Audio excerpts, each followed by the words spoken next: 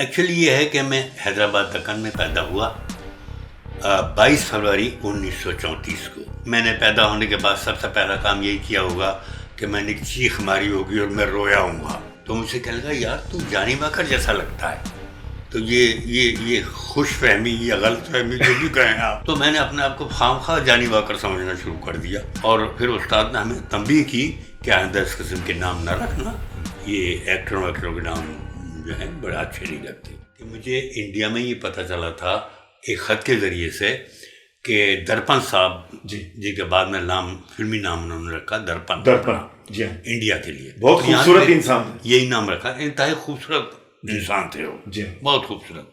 इशरत अब्बास साहब जिनका फिल्मी नाम था दर्पण। हाँ, गालिबन उनकी अदिल जहांगीर वहाँ इंडिया की फिल्म भी थी। हाँ, मुराद और अदिल जहांगीर। लेकिन आप का और दर्पण साहब का रिलेशनशिप क्या था? रिलेशनशिप क्या था कि हमारे रिश्तेदार थे वो जी, और मेरे वालिद के मामू के लड़के थे वो जी, माशाल्लाह। संतोष कुमार साहब जी, दर्पण साहब जी, सुलेमान साहब जी, ये अजीज से मंसूर साहब, हाँ, सबसे छोटे भाई मंसूर। हाँ। तो उन्होंने लिखा कि मैं बम्बई आ गया हूँ। राइट। तो हमें क्योंकि शौक था, इश्तियाक को भी शौक था, तो उसके वालिद रेलवे में थे तो उन्हें पास मिलते थे रेलवे के जी। तो उसने पास लिया और एक पास उसका था अपना बेटे का जी, और एक पास उसने लिया मुलाजिम का जी। तो बतौर मुलाजिम में उसके साथ गया। राइट। बम्बई में हमारे पास बड़े थोड़ा आज ये घर से भाग के गए थे हम। ये अक्सर जो है ना, जितने भी इंटरव्यू होते हैं, जितने भी हमारे सीनियर शख्सियात हैं, ये लफ्ज जो ये भागने का, ये क्यों ऐसा होता है? नहीं, भागना एक अच्छा लफ्ज है। लड़की का भागना बुरा लगता है। हाँ, वैसे आप लड़के थे, हम भागे और लड़के के साथ ही भागे आप? और लड़के के साथ ही भागे। वहाँ गए जनाब अली, वहाँ पर थोड़े पैसे थे हमारे पास, हमें गाइड मिल गया। राइट। हाँ, स्टेशन यानी बम्बई का जो मेन स्टेशन है विक्टोरिया टर्मिनस, उसके आने से पहले एक गाइड मिल गया। गाइड ने कहा मैं तुम्हें बम्बई दिखाऊंगा, स्टूडियो लेके जाऊंगा। उसने मैं बड़े चक्कर बक्कर दे के हमें वो एक होटल में भी ठहराने के लिए ले गया। होटल वाले को पैसे दिलवा दिए करके आपको, उस हमारे कुछ पैसे चल गए होटल के एडवांस में जी, कुछ खाना खाने में चल गए, तो हमारे पास बड़े मामूली पैसे रह गए। कितने थे? बहुत कम पैसे थे भाई, बता दीजिए। उस वक्त का सिक्का ही राजुल वक्त हमारे पास 50 रुपए था कुल। अच्छा, ये कहाँ से आपने हासिल किए थे? अम्मा के पानदान से चुराए थे। हाँ, ऐसे ही रिवाज था उस जमाने में, पानदान तो ले लेते अम्मा से, कहते कि अम्मा पैसे चाहिए, मतलब चुराने की? नहीं, अम्मा कभी नहीं देती पैसे। वो कहती थी तुम्हारे अब्बा की अमानत है, इसमें खयानत नहीं कर सकती मैं। बम्बई पहुंचे, नाम था उनका इशरत अब्बास। जी जी जी। तो मुझे तो इशरत अब्बास ही पता था जी। हाँ।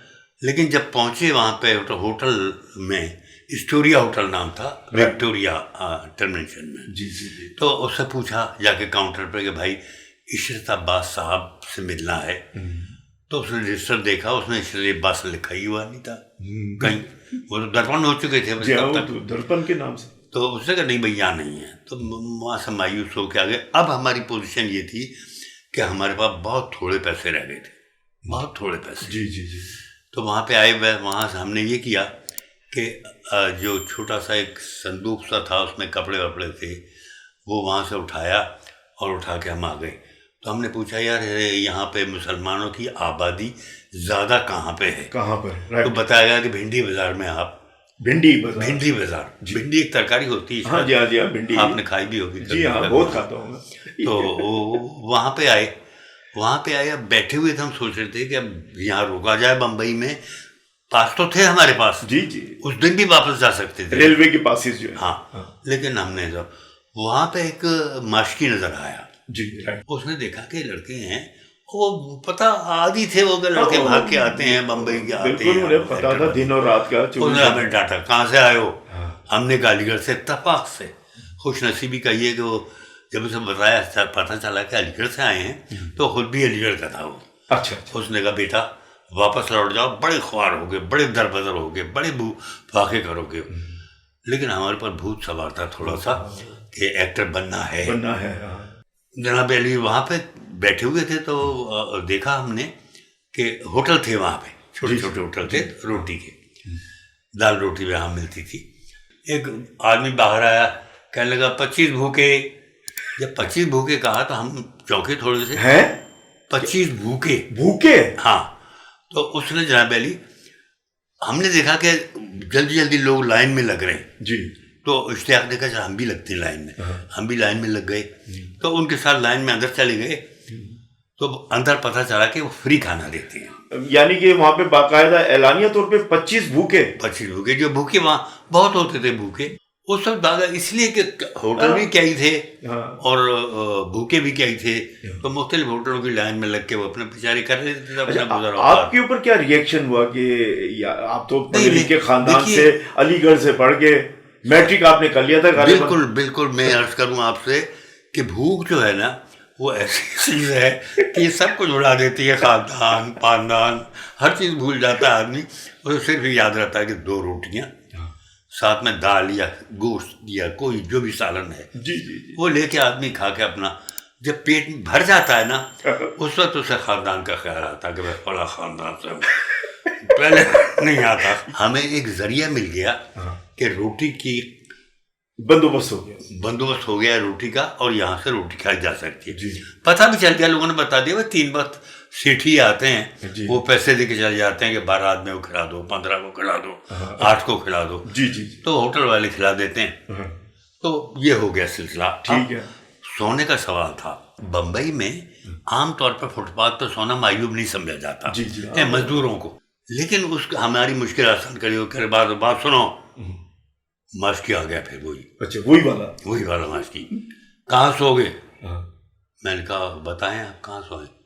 कहने लगे तो सोने को तुम ये फुटपाथ पे भी सो सकते हो, लेकिन यहाँ चोरी चकारी का भी खतरा होता है। और तुम नए हो बिल्कुल, तुम्हारे पास ये छोटे छोटे 2 बक्से भी हैं, ये बक्से भी चले जाएंगे तो बिल्कुल बेसहारा हो जाओगे। तो बेहतर ये है कि मेरी खोली है, खोली कहते हैं वहाँ, जी जी, छोटे घर को खोली कहा जाता है। जी, तो वहाँ मेरी बीवी है, बच्चे हैं 2 छोटे छोटे।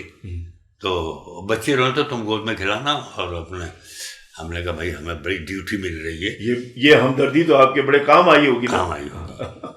देखिए बच्चे खिलाना तो वैसे भी सवाब है ना। हाँ जी, हाँ जी। तो और हम सवाब के भूखे भी थे उस वक्त, रोटी के भी भूखे थे, सवाब के ही भूखे थे, जरूरतमंद थे आप। और रोटी का बंदोबस्त हमारा हो चुका था। जी हाँ, जी हाँ। तो हम कुछ दिन रहे वहाँ पे बम्बई में जी, लेकिन हमें स्टूडियो देखना नसीब नहीं हुआ। हमें कोई एक्टर भी नज़र नहीं आया, इसलिए कि एक्टर अपनी अपनी गाड़ियों में आते जाते होंगे या अपनी कोठरियों में रहते होंगे। बम्बई के एक्टर तो बड़े, पैसे भी आपके खत्म हो गए। पैसे भी खत्म हो चुके थे, लेकिन रोटी मिल रही थी ना। हाँ, तो इतनी फिक्र नहीं थी कि रोटी मिल रही है, खाएंगे। रोटी मिली, खा ली। हाँ। भूखे 8 भूखे आ जाएं, 12 भूखे आ जाएं। हाँ। इसके ऊपर आपको ऑब्जेक्शन करना चाहिए था। भूखा ऑब्जेक्शन कर सकता है? मेरे भाई कैसी बातें कर रहे लतीफ साहब। अच्छा, वहाँ अकल भी काम नहीं आती है ना? अकल काम नहीं आता। भूख ऐसी चीज है, अकल सो जाती है। अच्छा, ये फिर ये आपको कब ख्याल आया कि चले रेलवे का पास है, किसी वक्त भी हम वापस जा सकते हैं? ये इत्मीनान था हमें, हाँ, कि रेलवे के पास है, अब घर जा सकते हैं। कुछ दिन के बाद इश्तियाक बेजार हो गया, कहने लगा यार अभी बहुत हो गया यार, ये ऐसा ना हो कि हम घर भी हमारे हाथ से निकल जाएं और हमारे जो लवाकिन हैं वो हमें बर्दाश्त ही ना करें और बहुत दिन हो जाए बाहर, तो वापस चलते हैं। भूखो है? मैंने कहा हाँ जो भूखे हैं। तो उसने एक पूरी लेके मेरी तरफ बढ़ा दी। मैंने कहा ये भी भूखा है। अंदर जाने के बाद जब आप बाईं तरफ देखते हैं ना तो आपको वो इमारत नजर आती है जो दुनिया की हसीन तरीन इमारतों में से एक है। निसार दौड़े हुए, निसार मेरा छोटा भाई, जी हाँ, मेरा बहुत प्यारा था निसार रिजवी साहब।